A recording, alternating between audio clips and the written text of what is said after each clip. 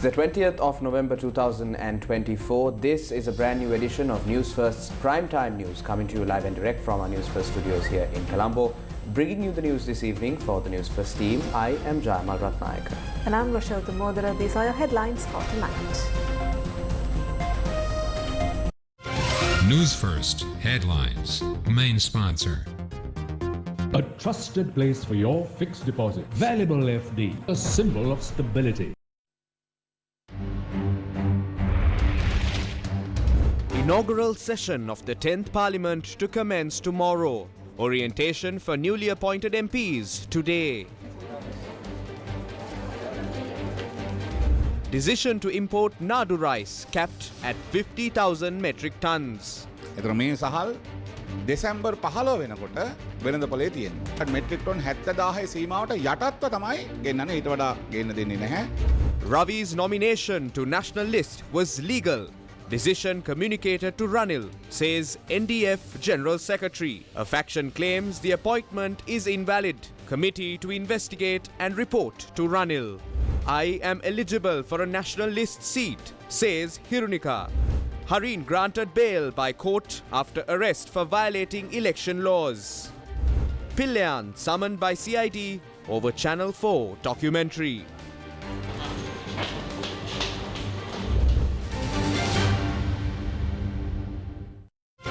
Newsfirst Headlines. Main sponsor. A trusted place for your fixed deposit. Valuable FD, a symbol of stability. On to your top story for tonight, the inaugural session of the 10th Parliament of Sri Lanka will commence tomorrow at 10 a.m. General Secretary of Parliament Kushani Rohanadira has instructed all MPs to arrive at the parliamentary complex by 9 a.m. tomorrow.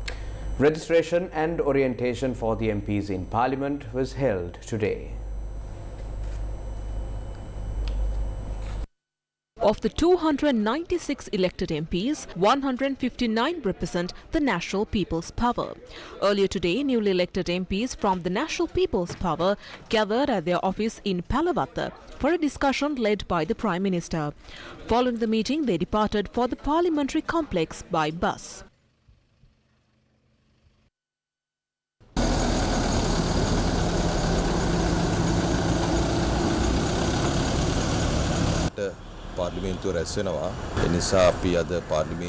Parliament will convene tomorrow. Our team gathered today to make sure everyone is ready. We gave them the necessary instructions and talked about what the ruling party's plans are.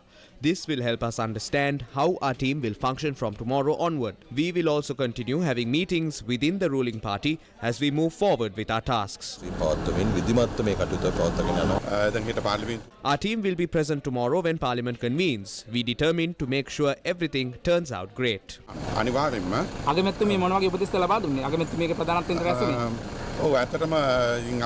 We discussed the steps and decisions we will take moving forward.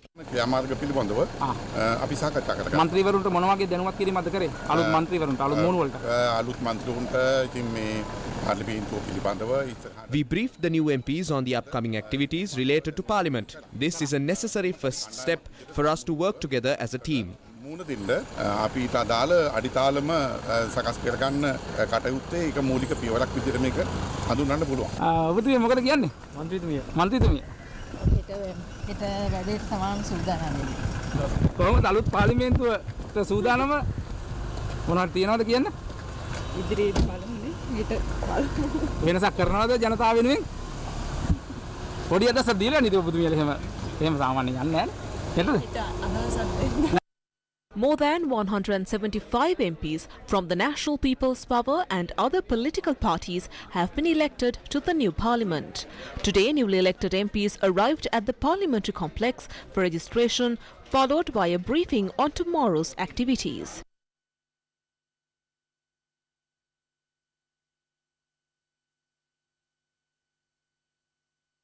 Tomorrow at 10 a.m., the inaugural session will begin. During this session, the Speaker, Deputy Speaker and Deputy Chairman of committees will be elected. Once the Speaker is appointed, the newly elected MPs will take their oaths. ප්‍රධාන වශයෙන් සිද්ධි දෙකක් තියෙනවා. පළවෙනි එක ඇවිල්ලා මංගල සභා වාරය. ඊළඟට Tomorrow there are two major events. First, the ceremonial opening of the session and then the President's policy statement. The session is scheduled to commence at 10 a.m. and the first order of business will be electing the Speaker, Deputy Speaker and Deputy Chairman of committees. After that, we will briefly pause for the President's address at 11 a.m. The President will be welcomed by the Speaker and the General Secretary and then they will proceed to the chamber.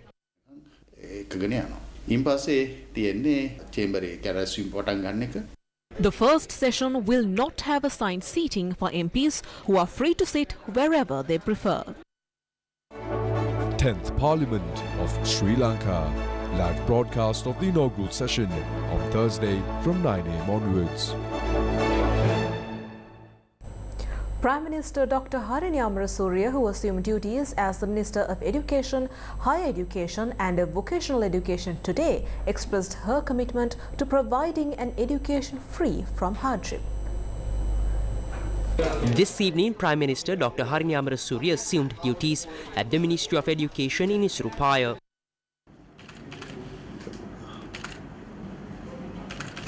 මේ අධ්‍යාපන ක්‍රමය තුලින් මේ දරුවන් විවිධ විදියට පීඩාවට ලක් වෙන බව අපි We know that many children in our education system are under a lot of pressure and that's really unfortunate. But we are here to change that. We are committed to making school education more structured with a clear academic calendar and to rebuild trust within the education system. Our goal is to create an environment where children can enjoy learning with less stress and more support. Minister of Transport, Highways, Ports and Civil Aviation, Bimal Ratnayaka also assumed his duties today.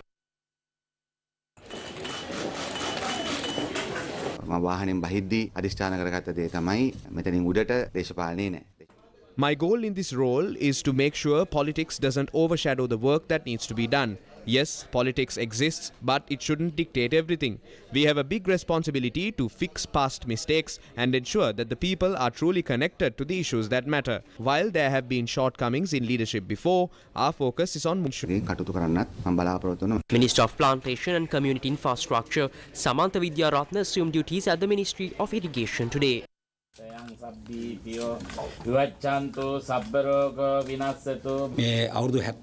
We are here to make real change. For the past 6 years, the way things have been hasn't worked, and we are determined to change that. Our aim is to transform this country into a prosperous one, where everyone has the chance to live a better life.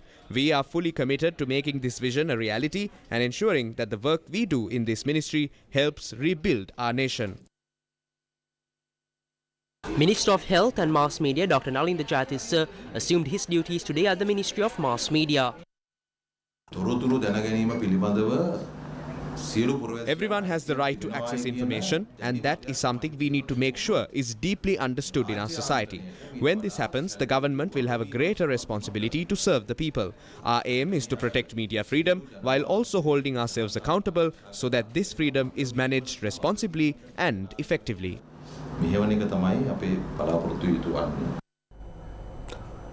The 2024 parliamentary election saw many new faces being elected into the legislature.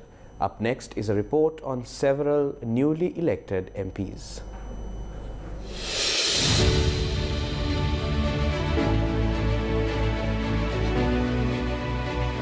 Tenth Parliament of Sri Lanka. Chamindrani Kiriyalla, Party Samagi Janapala Vegaya.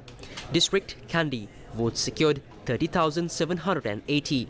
Chamindrani Kiriyalla, the daughter of former Minister Lakshman Kiriyalla, is an alumnus of Good Shepherd Convent, Kandy.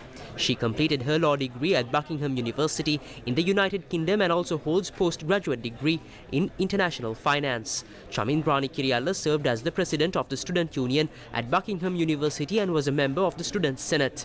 She also served as a state counsel at the Attorney General's Department. I was happy to be nominated as the only female candidate of the Samagi Janasandhanaya in the general election in 2024. And I was also pleased to be appointed as a women representative for the Kandy district after 21 years. So I hope to be the voice of many women in Sri Lanka. 10th Parliament of Sri Lanka. Anushka Darshani Tilakaratna, District Nuwara. Party National People's Power. Vote secured 34,035. Anushka Tilakaratna, a lawyer by profession, is an alumnus of Valimada Central College. She has been actively involved in politics, serving as the Nuwara District Executive Member of the National People's Power, the district organizer of the Women of the National People's Power Organization, and the Nuwara District Coordinator of the Lawyers of the National People's Power. Anushka Darshani Tilakaratna is also an organizer for the Women for Rights organization. Many women are distanced from education due to these hardships. However, women possess significant abilities and they should be utilized for the production process of the economy. We need to elevate women to a higher standard where they receive special recognition.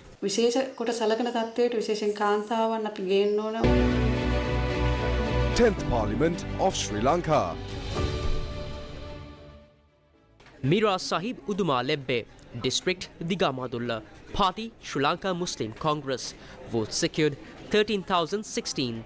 An alumnus of Adalat Chennai Al Munira College and Adalat Chennai Central College, Mira Sahib Uduma Lebbe began his professional career as a bus conductor in the Ceylon Transport Board. He joined the Sri Lanka Muslim Congress in 1987 and was elected as the deputy chairman of the Adalat Chennai Pradeshya Sabha in 1994. In 2006, he was elected as the opposition leader of the Adalat Chennai Pradeshya Sabha, representing the National Congress. He also served multiple terms as a minister and as the opposition leader of the Eastern Provincial Council. In 2018, he rejoined the Sri Lanka Muslim Congress due to issues within the National Congress. I will work towards fostering harmony among all the people in this district. During my time as a provincial minister, I have worked with people of all races. I have supported both Tamil and Sinhalese communities. As a party, we are dedicated to carrying out an effective program in this district.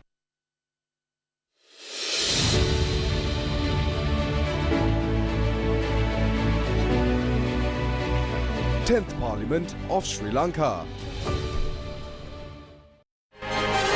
Newsfirst. Main sponsor.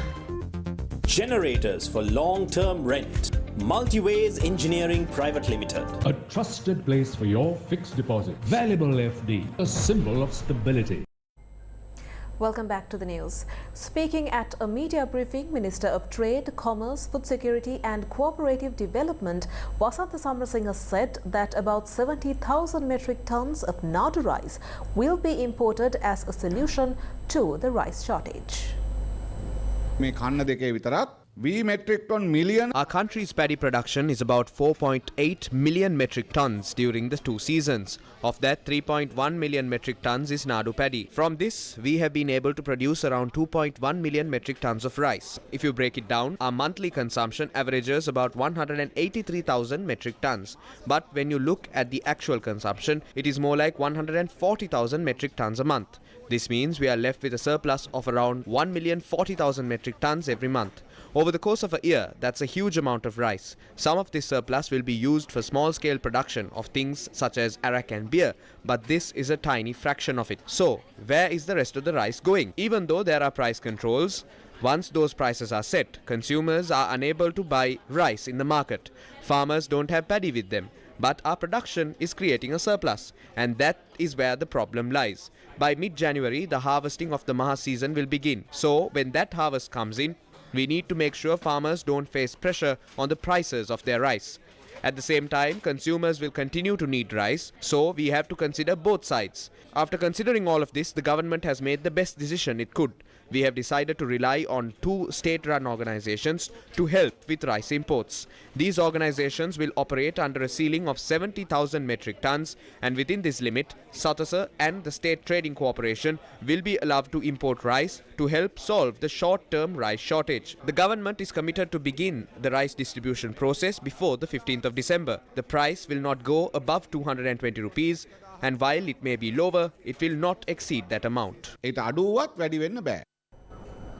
Harin Fernando, who was taken into custody today for allegedly violating election laws, has been released on bail.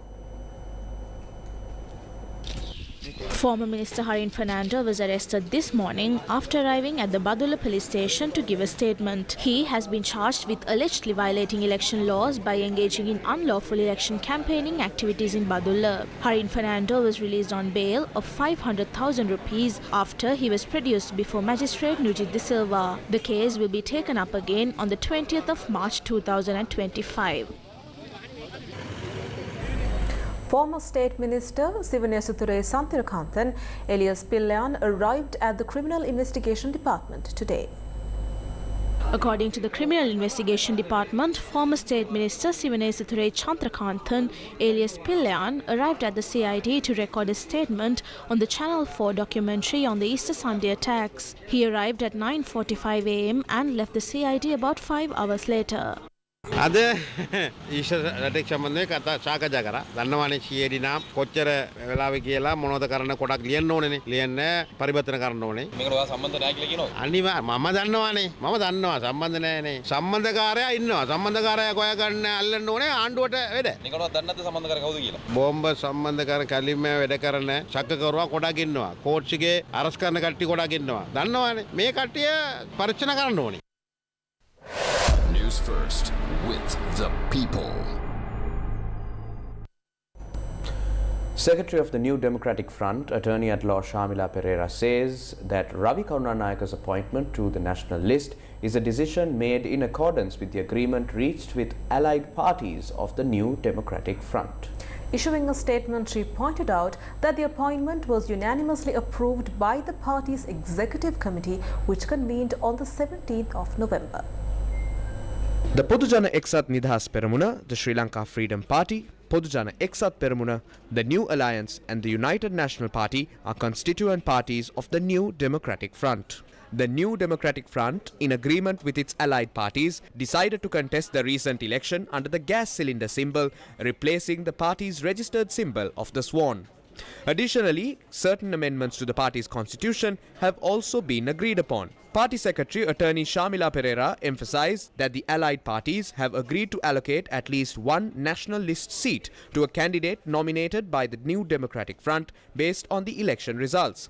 Although the national list MPs were supposed to be finalized by the 18th, she pointed out that representatives of the other allied parties had not informed her of their nominations. The secretary says that accordingly, Ravi Karunanayaka was nominated for one of the two national list MP positions secured in this election, and his name was submitted to the Election Commission.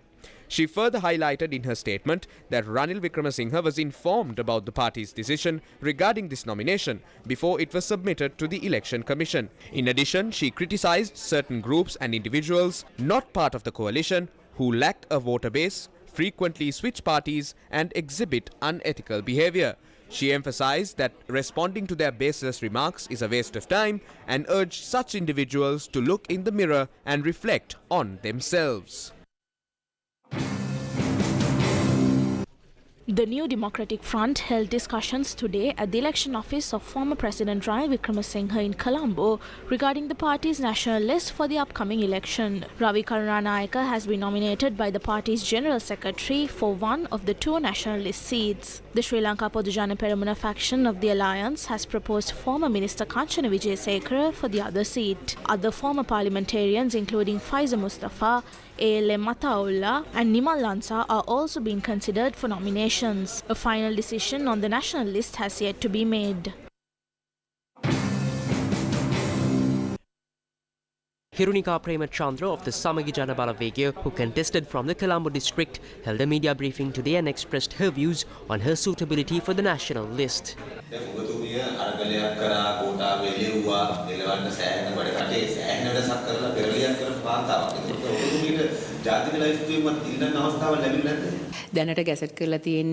Only the name of our General Secretary has been gazetted as of yet. If a woman is to be given an opportunity, I believe that I am very much capable of it. I have faith on my leader completely and vice versa. I have gathered women from all the villages for the sake of my party leader's victory since day one. So I believe that if a woman is to enter parliament from the national list, I am most deserving of it. 1 out of 5 of the national list seats is given to a woman is what we've been told. I believe that in comparison to all the women in the party, I am the most suitable for this.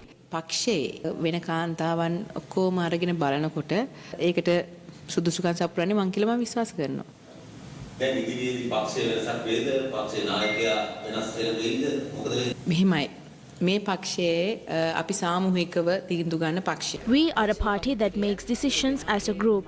The majority of the party has decided to keep moving forward under the leadership of Sajith Premadasa. I stand with the decision made by the party, but a lot needs to be reorganized within the party. The leader believes so, and so do we. Some positions within the party must be reassigned. 2 years is more than enough. පක්ෂය තුලේ සමහර රටින තනතුරු තානාන්තර වෙනස් විය යුතුයි. අපිට අවුරුදු දෙකක් හොඳටම ඇති. පක්ෂයේ කලකිරීමක් නැහැ. නෑ. Former Minister Dr. Vijayadasa Rajapaksa announced that he would be retiring from politics today. Former Minister Vijayadasa Rajapaksa responded to questions raised by the media following his visit to the Temple of the Tooth Relic today.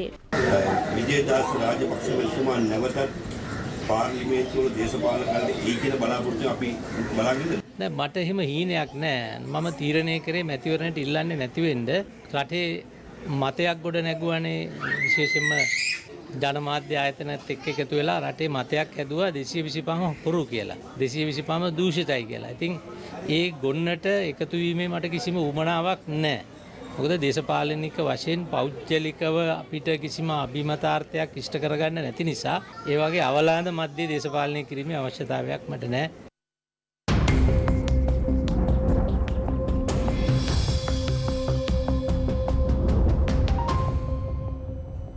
The Department of Meteorology has issued a warning for showers and thunder showers in the western, northwestern, Uva and northern provinces. Showers and thunder showers can also be expected in the Nuwara, Galle, Matara and Ampara districts. The landslide warnings issued to 4 districts was extended this evening. A tragic incident occurred in Tannalanda, Telvenia, where a 16-year-old schoolboy was killed when a mound of earth collapsed onto his house. මම නින්දගෙන හිටියා. එතකොටම වේලා එද්දි අම්මා මාව ඇදලා ගත්තා. ඊට පස්සේ අත්තම්ම මෙතන යට වෙලා හිටියා. එතකොට අත්තම්මව ගන්න යද්දි අයියා මේ පැත්තෙන් වෙලා ඇවිල්ලා අයියාව යට වුණා. Despite efforts to rescue the trapped boy and rush him to the hospital, he succumbed to his injuries. Meanwhile, heavy showers have caused flooding in Paliagoda. Megahavatta affected many homes. Residents are expressing concerns over unfinished work at the pumping station, which has worsened the situation.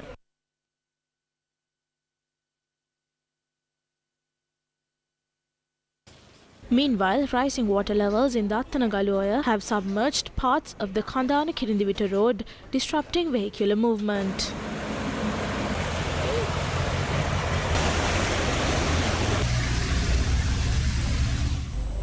Chinese ambassador to Sri Lanka, Kee Zeng-hong, met with the Eastern Province governor today.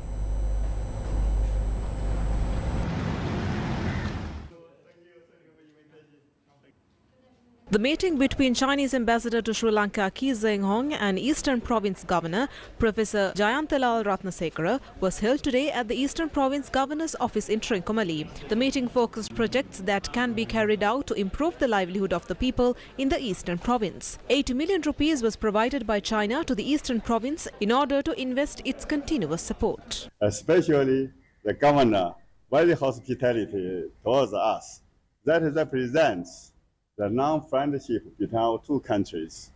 The Chinese government and Chinese people will continue to support our Sri Lanka brothers and sisters to tide over the temporary difficulties to the best of our capacity. The Eastern Province and the Yunnan Province now is planning to establish the sisterhood. Yeah. I think under this framework, both provinces will enhance exchanges and economic cooperations. I think under the strong leadership of the AKT President, Sri Lanka will enter into new era. My Sri Lanka brothers and sisters are now writing a new history. I do believe the Sri Lanka's tomorrow will be better and better. Over the past few years, the Chinese government has supported the eastern province very well. We have been given funds for the livelihood of our people. Today, we were given assurance that such support will continue. They donated 8 million rupees in cash. They donated 8 million rupees for improving the livelihood of our people. The other is the Yunnan province. A province in China and eastern province in Sri Lanka has begun a collaboration program. That too must come. It is symbolized as the continuity of the relationship between China and Sri Lanka. The ceremonial opening of the forum Under One Sun, Russia-Sri Lanka People's Diplomacy and Culture took place in Colombo yesterday. Under One Sun, Russia-Sri Lanka People's Diplomacy and Culture is a significant milestone which marks the beginning of an enhanced collaboration between Russia and Sri Lanka.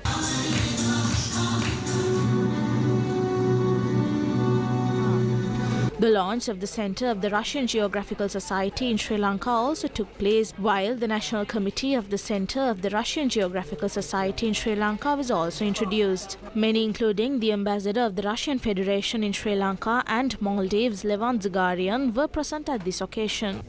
The friendship between Sri Lanka and Russia goes to centuries. Many renowned writers visited Sri Lanka. In 18th century, we have been supported by Russian Federation in the international forums and as a friendly country. For last many years, as a country, we have strengthened friendship between two nations tremendously. Russian Association for International Cooperation also celebrated its 100th anniversary. The final rites of the renowned artist Teja Idmalgoda were performed today. The final rites of the late artist Teja Idmalgoda were conducted at the Borala General Cemetery today. He was 61 years old at the time of his demise. Teja Idmalgoda was renowned as a film director, lyricist and music composer who made significant contributions to the cinema industry in Sri Lanka. Many people, including artists, came together today to pay their final respects to the late Teja Idmalgoda.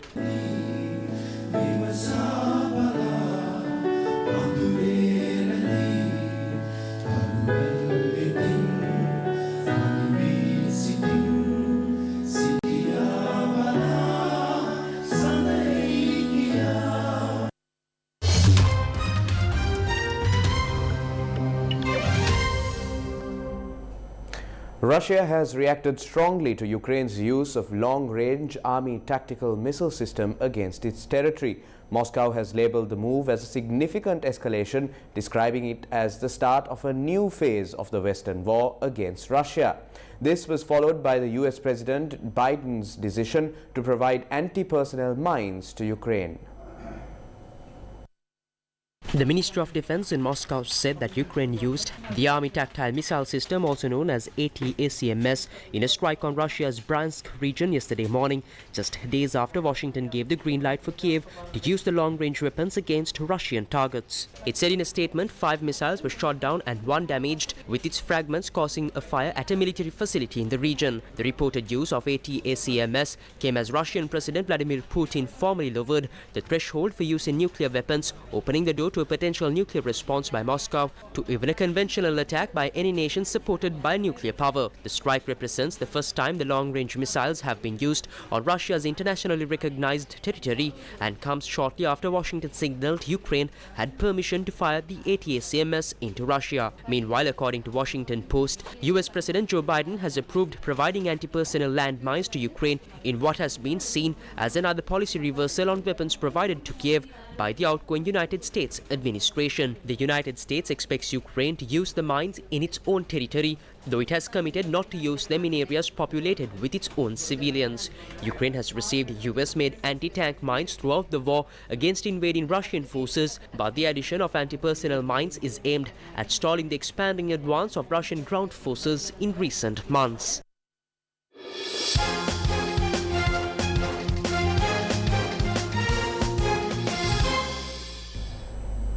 Rafael Nadal's illustrious career came to an end as Spain lost to the Netherlands in the Davis Cup on an emotional night in Malaga.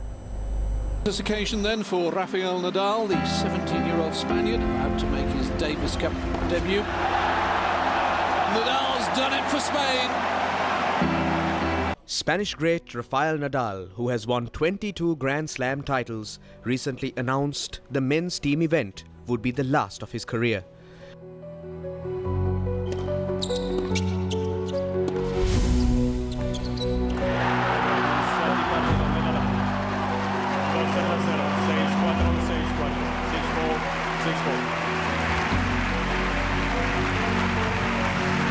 In front of a packed partisan crowd, 38-year-old Nadal lost 6-4, 6-4 to Botic van Zandschulp as the Netherlands took an early lead in the best-of-3 quarter-final tie.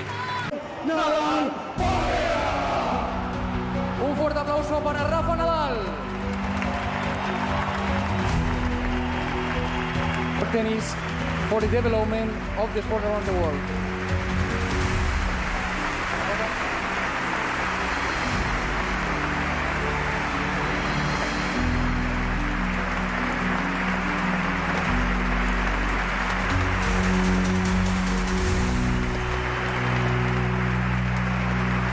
Thank you so much, Mr. Haverty.